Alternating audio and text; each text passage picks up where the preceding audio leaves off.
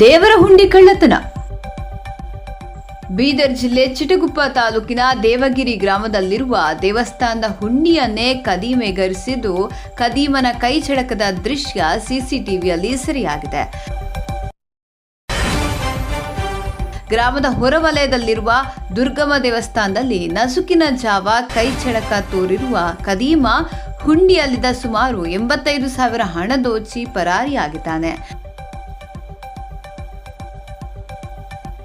ನಸುಕಿನ ಜಾವ 4 ಗಂಟೆಗೆ ಮುಖಕ್ಕೆ ಕರವಸ್ತ್ರ ಕಟ್ಟಿಕೊಂಡು ದೇವಸ್ಥಾನದ ಒಳಗೆ ನುಗ್ಗಿದ ಕದೀಮ ದುರ್ಗಮ ದೇವಸ್ಥಾನದ ಹೊರಭಾಗದಲ್ಲಿದ್ದ ಹುಂಡಿಯನ್ನ ಕೊಯ್ದು ಹಣ ದೋಚಿ ಪರಾರಿಯಾಗಿದ್ದಾನೆ.